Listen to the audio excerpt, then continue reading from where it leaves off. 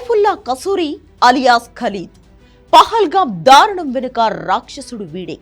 పహల్గాం దాడికి తామే బాధ్యులమని the resistance front ఉగ్రవాద సంస్థ ప్రకటించింది. పేరు టీఆర్ఎఫ్ది అయినా దీని వెనుక ఉన్నది కూడా పాకిస్తానే. లష్కర్-ఇ-తోయిబా ఉగ్రవాద సంస్థకు అనుబంధంగా ఇది పనిచేస్తుంది. ఆర్టికల్ 370 రద్దు తర్వాత 2019 ఆగస్టులో ప్రారంభమైంది. లష్కర్-ఇ-తోయిబాకు అనుబంధంగా పనిచేసే ఈ గ్రూప్ కాశ్మీర్లో భయాలు క్రియేట్ చేసేందుకు ఏర్పాటు చేశారు.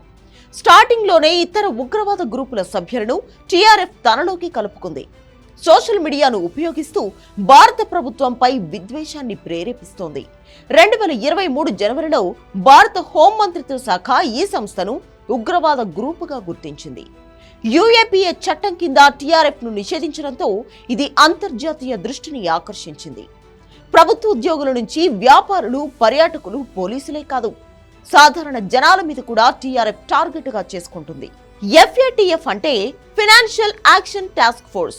ఉగ్రవాదానికి మద్దతిస్తున్నారన్న కారణంతో 2018లో పాక్ ను గ్రే లిస్ట్ లో చేర్చింది. దీంతో ఆ తర్వాత లష్కర్-ఇ-తోయిబాపై అంతర్జాతీయ ఒత్తిడి పెరిగింది. ISI వ్యూహాత్మకంగా టీఆర్ఎఫ్ ను ప్రారంభించింది.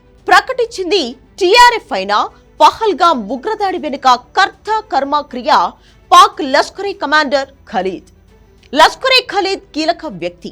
వాడి అసలు పేరు సైఫుల్లా కసూరి. అతడు భారత్ అతిపెద్ద శత్రువు.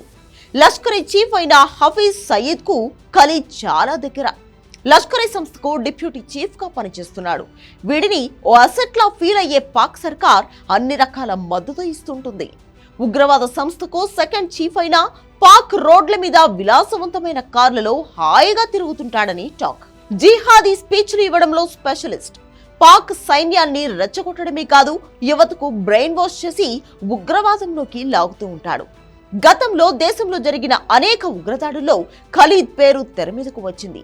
2 నెలల కింద ఖైబర్ పంక్తుక్వాలో ISI పాక్ ఆర్మీ కలిసి నిర్వహించిన మీటింగ్ కు హాజరైన ఖలీద్ 2026 ఫిబ్రవరి 2 నాటికి కశ్మీర్ విముక్తి పొందుతుందంటూ ప్రతిజ్ఞ చేసినట్లు కథనాలు వినిపిస్తున్నాయి. దానికోసమే పహల్గాంలో దాడికి దిగారని తెలుస్తోంది. పాకిస్తాన్లోని అబోటాబాద్ అడవుల్లో జరిగిన టెర్రరిస్ట్ ట్రైనింగ్ క్యాంపులో వందల మంది పాక్ యువకులు పాల్గొన్నట్లు ఇంటెలిజెన్స్ రిపోర్టు ఉంది. లష్కరీ పొలిటికల్ వింగ్ అయిన PMML, SML ఆధ్వర్యంలో ఈ ట్రైనింగ్ క్యాంపు జరగ్గా దీనికి ఖలీద్ హాజరయ్యాడు. టెర్రరిస్ట్ అటాక్ కోసం ఆ క్యాంపు నుంచి యువకులను సెలెక్ట్ చేసి ఆ తర్వాత టార్గెట్ కిల్లింగ్ కోసం ట్రైనింగ్ ఇచ్చినట్లు తెలుస్తోంది. ఆ తర్వాత వాళ్లను పాక్ ఆర్మీ సాయంతో సరిహద్దు దాటించారనే ప్రచారం జరుగుతోంది.